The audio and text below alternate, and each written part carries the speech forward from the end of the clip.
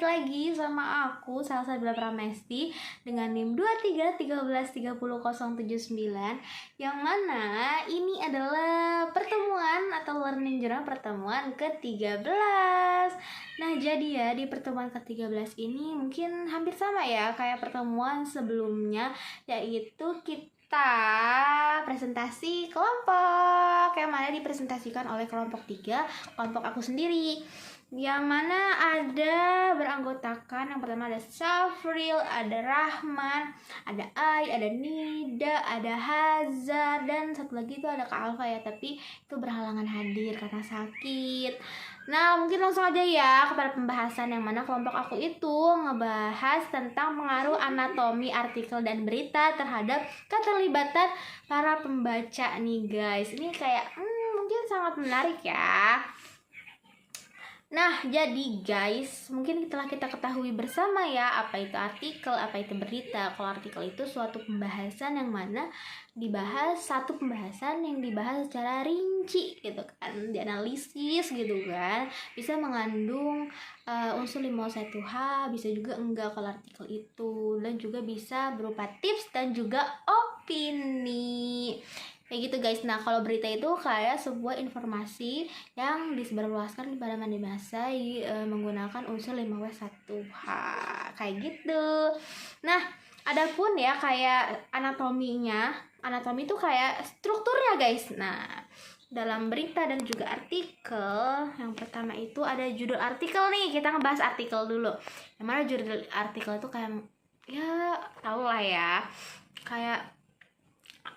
kayak judul besarnya apa yang kita mau bahas gitu. Terus juga ada abstrak, yang mana abstrak itu adalah kayak mungkin kayak ringkasan ya, ringkasan isi yang ingin kita teliti gitu, ingin kita analisis.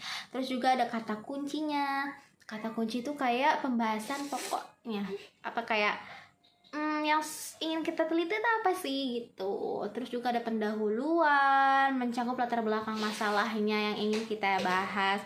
Terus ada metodologi penelitiannya, kayak misalkan kita ngambil penelitian kuantitatif ataupun kualitatif gitu, mau berdasarkan data ataupun deskriptif gitu. Terus juga pembahasannya. Habis itu kesimpulan deh. Kesimpulan itu kayak mencakup semuanya ya. Terus yang terakhir itu ada daftar pustakanya.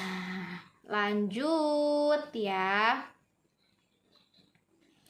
Kalau berita sendiri kan tadi aku udah jelasin apa. Nah, struktur beritanya nih, anatominya nih. Yang pertama itu ada headline. Headline itu judulnya ya, judulnya dari berita itu. Yang mana judul itu harus semenarik mungkin guys, supaya pembaca tuh pengen baca berita yang kita tulis gitu. Terus ada subheadline. Subheadline tuh kayak suatu ringkasan informasinya gitu kan, harus semenarik mungkin gitu. Yang mana kalau misalkan si pembaca itu udah baca subheadline-nya kayak udah tahu gitu, oh ini kayak gini. Tapi untuk lebih rincinya nanti ada di isinya, body beritanya gitu. Terus juga ada conclusion, yang mana kayak sebelum menutup gitu dalam berita ya. Nah, selanjutnya itu ada proses pembuatan dari berita dan artikel sendiri. Mungkin kalau artikel itu tadi ya udah jelasin kayak membuat judulnya, ininya gitu kan. Nah, cara membuatnya nih, sebelum kita membuatnya itu kayak gimana sih? Yang mana kita itu harus riset terlebih dahulu ya guys ya. Kayak bisa dengan survei atau eksperimen, grounded, mix penelitian kuanti atau kuali. Terus juga udah sih itu aja. Terus juga ada penulisannya, proses pembuatannya pasti penulisannya itu kayak gimana. Dari mulai judul, abstrak, pendahuluan yang tadi aku udah sebutin gitu kan. Kalau berita juga sama, yang harus ada headline-nya, harus mengandung unsur 501H gitu. Kalau berita itu mengandung unsur piramida terbalik gitu nih, kayak gini nih. Kalian bisa lihat ya di sini.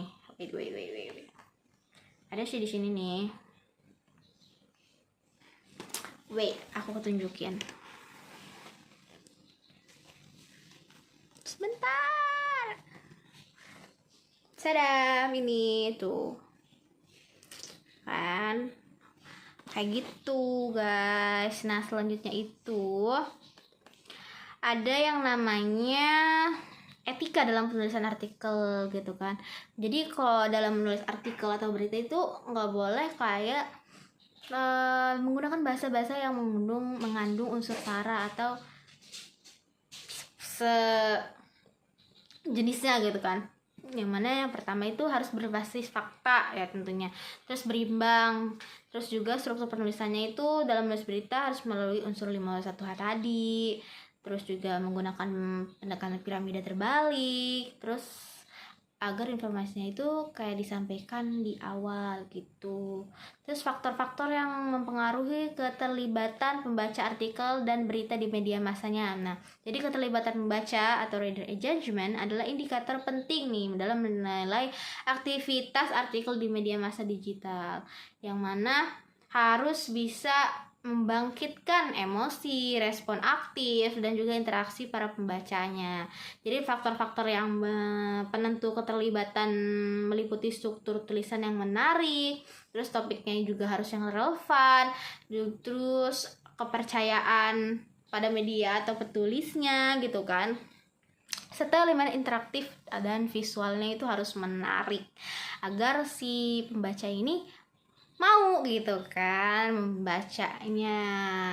Nah mungkin segitu aja ya yang dapat aku sampaikan pada learning journal kali ini.